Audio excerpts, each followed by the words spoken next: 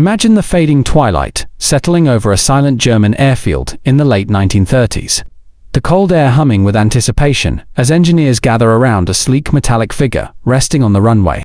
Its sharp wings seem to cut the very wind even while standing still, and its streamlined body reflects the dim orange glow of the setting sun. No one fully understands what this machine will become, but everyone feels the tremor of history about to unfold. Moments later, the engine ignites with a roar so fierce that it shakes the ground. And in that brief instant, the world is unknowingly witnessing the rise of a predator that will soon dominate the skies of an approaching global storm. This is the beginning of the Messerschmitt BF-109. But its true story does not start with war. It begins with a nation still haunted by the scars of the First World War, a nation shackled by treaties, forbidden from dreaming of powerful machines of war, yet silently preparing for a return so dramatic and so swift that it would leave the world stunned. Germany, after the humiliation of Versailles, was grounded both politically and militarily. But underneath the restrictions, a quiet rebellion was unfolding, one built not by soldiers, but by engineers who refused to give up on the sky. Among them stood Willy Messerschmitt, a stubborn visionary who believed that true performance came from simplicity, lightness, and aerodynamic purity. At a time when many aircraft designers added weight for stability and armor, Messerschmitt insisted that speed, precision, and efficiency would win battles long before bullets were fired. Throughout the early 1930s, as Germany secretly rebuilt its air power under the rising shadow of the Nazi regime, Messerschmitt worked tirelessly to create a fighter unlike anything the world had ever seen. He believed every curve, every bolt, every surface of an aircraft should serve one purpose: cutting through air with ruthless efficiency.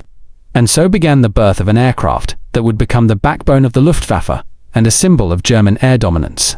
In hidden factories and quiet hangars, prototypes were tested, rejected, rebuilt, improved, and tested again. Each test flight brought new insights, each failure sharpening the vision behind the machine. By the time the BF-109 took its early form, its creators already sensed that they had forged something extraordinary. When the prototype finally took to the sky, pilots were stunned by its responsiveness.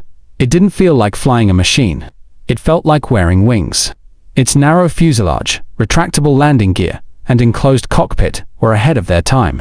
It accelerated faster than expected, climbed with aggression, and turned with a sharpness that demanded respect. Even before entering combat, the BF-109 proved itself in international competitions, where its speed and maneuverability shocked foreign observers. Germany, still playing the role of a nation bound by restrictions, quietly smiled as its new creation claimed one victory after another in the skies of Europe. As Europe drifted toward war, tension thickened like storm clouds gathering on the horizon. Countries raced to build faster, stronger, and deadlier machines, but the BF-109 was already ahead. Built around powerful Daimler-Benz engines, its design allowed it to operate with precision at high altitudes. Its nose-mounted cannon delivered deadly accuracy, and its compact design made it a difficult target to hit. German pilots quickly became obsessed with it, calling it a machine that rewarded skill and punished hesitation. The BF-109 demanded absolute mastery. Its narrow landing gear made takeoffs and landings dangerous. Its light frame required careful handling, and its speed tempted pilots to push their limits. But those who understood it could turn the aircraft into an extension of their own instincts. When war finally ignited, the BF-109 entered combat with a presence so commanding that it reshaped the very concept of aerial warfare. In the Spanish Civil War, it made its bloody debut, where it tore through outdated enemy aircraft with a ferocity that shocked military observers. The world had expected Germany to return to war with force, but no one anticipated a fighter of such lethal efficiency. The BF-109 proved not only fast, but adaptable. It intercepted bombers, dogfought fighters, and escorted German aircraft with frightening reliability. Pilots, who once doubted Messerschmitt's lightweight philosophy, suddenly found themselves behind the controls of a machine that could outclimb, outrun, and outfight nearly everything in the sky. By the time Germany prepared for its full-scale thrust into Europe, the BF-109 had already cemented its reputation. It became the spearhead of Blitzkrieg, racing through the skies above Poland, France, and the Low Countries. With every mission, its legend grew. Its engine howled like a metal beast as it dove toward enemy aircraft, its frame trembling with power. and its guns delivering precise bursts of fire that ended battles in seconds. For many Allied pilots, the silhouette of the BF-109 slicing down from the sun became a symbol of terror. They knew that the moment they saw that sharp nose and angular wings descending at incredible speed, they were seconds away from a deadly encounter. But the BF-109 wasn't just a weapon. It was a symbol of an era, a reflection of a world spiraling into chaos. Its presence in the skies was a constant reminder that technology was advancing faster than humanity's ability to control it. German pilots began to regard the aircraft not simply as a tool, but as a partner in survival. Its cockpit, cramped and unforgiving, forced pilots to adapt quickly. Its engine roared like a living creature, pushing the machine to the limits of physics. In the heat of combat, when bullets ripped past the canopy and the sky became a twisting battleground of smoke trails and fire, the BF-109 carried its pilots through maneuvers that often meant the difference between life and death. As the war expanded across Europe, the aircraft continued evolving, gaining stronger engines, better armament, and improved aerodynamics. Each new variant sought perfection, each upgrade making the aircraft deadlier and faster. Germany understood that air superiority was not just an advantage, it was the heartbeat of blitzkrieg. And so, the BF-109 was pushed harder, flown longer, and relied upon more intensely than any fighter in German service. It was everywhere the Luftwaffe went, from icy Eastern Front skies filled with swirling snow to the blazing deserts of North Africa, where sandstorms and scorching heat tested its endurance. Yet, even in its early victories, there were signs of challenges ahead. The aircraft's design philosophy, built around lightness and compact structure, meant it had limitations. But in the opening chapters of war, these limitations were overshadowed by its raw dominance. For now, the BF-109 was unmatched, flying as the sharp spear of a German war machine that seemed unstoppable. Its pilots, many of whom would go on to become some of the highest-scoring aces in history, trusted the aircraft with their lives and built legends in its cockpit. And so, as Europe burned and skies filled with the thunder of vengeance, one fighter reigned supreme in the early years of the conflict, carving its legacy into the clouds with smoke, fire, and steel. This was the rise of the BF-109, a rise that would soon lead to one of the most dramatic aerial battles in human history, a battle where the world would discover both the brilliance and the limits of Germany's most iconic fighter. The Eastern Front had become a battlefield so vast and so brutal that even the skies themselves seemed stained with the weight of endless conflict. For the Messerschmitt BF-109, a fighter aircraft once celebrated as the king of European skies, this new phase of war marked a transformation unlike anything its designers had ever envisioned. The machine that had once soared with confidence, carving its legacy across Poland and Western Europe, was now forced into an unforgiving arena where survival itself became a daily miracle. Everything had changed: the enemies, the weather, the terrain, the numbers, the technology, and the BF-109 found itself fighting not just for victory, but for existence. When Operation Barbarossa began in June 1941, the BF-109 cut through Soviet air defenses with terrifying ease. In those first months, dreams of a swift victory seemed almost real. The Luftwaffe dominated the sky with a level of efficiency that shocked the Soviet command. BF-109 pilots returned with victory counts that climbed faster than their altimeters, sometimes downing multiple aircraft in a single sortie. But beneath those early triumphs, a storm was gathering, a storm Germany had underestimated. A storm powered by a nation with seemingly endless manpower, endless land, and an ability to adapt faster than any German officer expected. By the winter of 1941, the situation had shifted dramatically. The BF-109, designed for European climates, struggled desperately against the freezing Russian weather. Engines refused to start, machine guns jammed mid-battle, and oil thickened to the consistency of glue. Ground crews lit fires under engine blocks just to thaw them enough for morning flights. Pilots scraped frost off cockpit glass with their bare hands, breathing clouds of white into air so cold it felt like needles against the skin. Yet, even in such impossible conditions, the 109 launched daily, fighting to protect retreating infantry, intercept Soviet attackers, and maintain the illusion of German air superiority. As the Soviets recovered from their initial shock, their aircraft production soared. The Yak-1 evolved into the Yak-7, then the Yak-9, each version faster, more agile, more capable. The LAGG-3, once mocked for its wooden frame and sluggish handling, evolved into the Luftwaffe, a fearsome machine with a radial engine that gave Soviet pilots the power they had desperately needed. The BF-109 still held many advantages, but the gap was closing, and closing fast. Dogfights became longer, deadlier, and more unpredictable. The Soviets had learned German tactics and developed new counters, making every engagement a test of nerve and precision. German pilots could feel the shift in the very air they flew through. Gone were the days when they could rely on superior training and aircraft performance alone. Now, survival demanded perfect focus, iron discipline, and a deep understanding of the BF-109's strengths and weaknesses. The aircraft was still deadly, its climb rate unmatched, its high-altitude abilities formidable, but it could no longer afford mistakes. Every maneuver, every burst of cannon fire, every second of throttle control mattered. Yet even in this worsening environment, legends were born. Erich Hartmann, the Black Tulip, soared to heights of skill no pilot had ever reached before. Flying his BF-109 with surgical precision, he turned air combat into a science. He avoided unnecessary risks, attacked only when he had the advantage, and used the aircraft's strengths flawlessly. His philosophy was simple: see the enemy first, strike first, and escape untouched. His astonishing 352 confirmed victories were not a product of reckless aggression. They were the result of discipline, intelligence, and an unbreakable bond with the BF-109 that carried him through thousands of missions. Other aces followed similar paths, though each had their own style. Gunther Rauel, one of the greatest pilots in aviation history, flew the BF-109 like an extension of his own body, mastering even the most dangerous maneuvers with calm precision. These pilots proved that in the hands of those who understood it deeply, the BF-109 was still one of the most formidable aircraft in the world.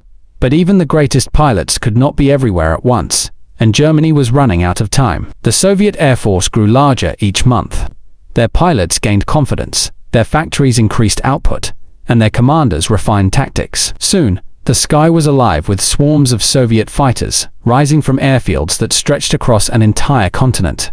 For every BF-109 that took off, there were sometimes 5 or 10 enemy aircraft waiting. The Luftwaffe found itself stretched thin, fighting in too many places with too few aircraft. Maintenance crews worked day and night, salvaging parts from wrecked machines, repairing bullet holes, replacing damaged wings and engines. In freezing snowstorms or clouds of dust, every BF-109 kept flying because it had to, because, without it, the Eastern Front might collapse entirely. Then came Stalingrad, the battle that swallowed hope. German forces trapped inside a tightening ring of steel depended on the Luftwaffe for survival. Transport aircraft carried food, medicine, ammunition, even fuel, flying through blizzards of anti-aircraft fire and waves of Soviet fighters. And always escorting them were the BF-109s. Pilots flew mission after mission, watching helplessly as the transports they protected were torn apart in the sky. Many BF-109s returned, riddled with holes, engines sputtering, landing gear frozen solid. Some didn't return at all. Stalingrad was not a victory, or even a defeat, it was a wound, a deep scar that marked the beginning of Germany's decline on the Eastern Front. After Stalingrad, the Soviets unleashed a new phase of warfare. Their aircraft became symbols of growing strength, and their pilots, once inexperienced, were now battle-hardened veterans. Every German advantage was met with a Soviet counter. Altitude, they adapted. Speed, they improved. Numbers, they overwhelmed. The BF-109 fought bravely, but for the first time, its pilots began to feel the crushing weight of a war turning inexorably against them. The Battle of Kursk in 1943 sealed the change. Kursk was not just a ground battle, it was an aerial inferno. The BF-109 dived upon Soviet formations, cannons blazing, engines screaming at full power. The smell of burning fuel and scorched metal filled the air as dogfights erupted over fields littered with tanks and craters. The Soviets responded with equal ferocity. Their Yak-9 South and Lviv South chased the 109s through tight turns, while Il-2 Sturmovix unleashed devastating ground attacks that the Germans struggled to counter. Kursk marked the moment when the Luftwaffe realized it could no longer dominate the sky by will or skill alone. The enemy had grown too strong. After Kursk, Germany began its long retreat. The BF-109 fought over collapsing front lines, covering retreating soldiers, intercepting Soviet bombers, and battling overwhelming odds. Many airfields were temporary, carved out of mud or snow. Pilots slept beside their aircraft, wrapped in blankets, listening to distant artillery, and waiting for the next desperate scramble. Some flew 5 or 6 sorties a day, knowing that each flight could be their last. The BF-109 still carried them into battle, its engine roaring with familiar strength, its guns firing with deadly purpose. But the strain showed. The aircraft had been in production since the mid-1930s, and although constantly upgraded, it was now facing newer, more advanced opponents from both east and west. In 1944, the situation worsened. The Americans and British had opened a new front in the sky over Germany, sending massive bomber formations deep into the heart of the Reich. The BF-109, already exhausted from Eastern Front missions, was forced to defend its own homeland. The aircraft was modified again: heavier cannons, armor plating, upgraded engines, but each upgrade added weight, reducing maneuverability and climb rate. Against bombers, these modifications worked. Against fighters like the P-51 Mustang, they were deadly weaknesses. The Mustang changed everything. With its long range, high speed, and exceptional handling, it could escort bombers all the way to their targets and back. The BF-109 now faced a fighter that matched or exceeded it in nearly every way. Dogfights in the skies over Germany became fierce, desperate struggles for survival, with the Luftwaffe losing experienced pilots faster than they could be replaced. New German pilots often entered battle with only a few hours of training, facing veteran Allied aviators in aircraft that outclassed their own. Yet even in these final, hopeless months, the BF-109 refused to surrender. It flew missions against impossible odds, still scoring victories, still protecting whatever ground forces remained, still demonstrating why it had once ruled the sky. Pilots who survived the war would later speak with deep respect for the aircraft that had carried them through thousands of dangers. It was not perfect, it was cramped, tricky to land, and demanding at high performance, but it was loyal, dependable, and deadly to the very end. As the war neared its conclusion, the BF-109 became a symbol not of victory, but of perseverance. It had flown from the first day of the conflict to the last, becoming one of the most produced and most feared fighters in aviation history. Even as cities burned, even as German forces collapsed on all fronts, the BF-109 kept flying, engines roaring defiantly against a fate already sealed. The sky that had once belonged to it was now filled with enemies, but the aircraft remained a legend, testament to engineering brilliance, pilot skill, and a story of war that shaped the world forever. And as the Eastern Front closed in, the Western skies darkened, and the Reich fell piece by piece. The BF-109 entered the final chapter of its long, turbulent, unforgettable journey. As 1944 unfolded, the Messerschmitt BF-109 entered the most dangerous and unforgiving chapter of its entire existence. From its early days soaring triumphantly over Poland and France, to its brutal duels on the Eastern Front, the 109 had once defined air superiority. But now, the war was closing in on Germany from every direction. The hunter of Europe's skies was becoming the hunted. The air above the continent had transformed. What were once open skies filled with opportunity were now arenas of pure exhaustion where numbers, technology, and relentless pressure decided life and death. Yet the BF-109, loyal and unbroken, continued to carry its pilots forward, relying on skill, courage, and sheer determination as their final shields of survival. The Allied bombing campaign became Germany's greatest nightmare. Wave after wave of B-17 Flying Fortresses, B-24 Liberators, and Lancaster bombers crossed Europe every single day, their formations stretching endlessly across the horizon. Each bomber was a fortress of steel, armed with machine guns covering every angle, and protecting them were the war's newest predators, the P-51 Mustang and the P-47 Thunderbolt, fast, long-ranged, deadly. Against these enemies, the BF-109 was pushed harder than ever before. Its engines strained, its wings shook under high-speed dives, and its pilots fought battles where the odds were almost impossible. Luftwaffe aces launched attacks from high above, diving with the precision that had once made them feared across Europe. Cannon fire lit up the skies. Machines exploded in mid-air. Smoke trails spiraled downward like the broken memories of victories long gone. But the truth was brutal. The Allies had numbers Germany could no longer match. Squadrons of BF-109s faced entire fleets of bombers protected by dozens of escort fighters. Pilots fought with every ounce of skill they had, but for every enemy they shot down, dozens more appeared. Many Luftwaffe veterans were gone, replaced by young recruits with only a few hours of training. They entered combat scared, unprepared, and facing Allied pilots with years of experience. Still, the BF-109 refused to become obsolete. German engineers kept upgrading it: new cannons, new engines, new armor. The G-series, and later the K-series, were attempts to keep the aircraft competitive in a war that was moving faster than anyone could adapt. Each upgrade brought power but also weight, and every extra kilogram made tight turns and rapid climbs more difficult. It was a constant battle between firepower and agility. Yet in the hands of an expert pilot, the 109 remained lethal. Its climb rate still shocked enemy pilots. Its acceleration during dives could tear through bomber formations like a blade. Its 20mm and 30mm cannons could destroy a bomber with only a few well-placed shots. But battles were no longer fair. The Allied air forces were everywhere, day and night, choking Germany from above. And while the western skies burned, the Eastern Front also demanded blood. The Soviet Air Force had transformed. New fighters like the Yak-3, Lo-7, and Il-10 filled the skies. Once inexperienced Soviet pilots were now hardened veterans. Every engagement became a deadly test of reflexes and instinct.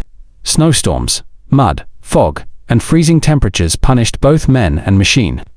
Pilots flew multiple missions a day, often without rest, navigating through clouds of smoke and fire. In the West, the BF-109 fought desperately to stop the Allied invasion of Normandy. German pilots scrambled from bombed-out airfields, knowing every flight could be their last. They attacked fighter bombers, reconnaissance planes, and incoming reinforcements. The 109's speed allowed it to strike hard, but escape was becoming harder with every week. As the Allies advanced deeper into France, and then into Germany, the BF-109 was forced into a relentless retreat. Airfields were destroyed, fuel was scarce, and many aircraft were patched together from whatever spare parts remained. Engines sputtered. Wings were riddled with bullet holes. But still, the 109 flew. German pilots fought with desperation. They launched steep dives, high-speed slashing attacks, and surprise strikes, classic tactics that had once guaranteed victory.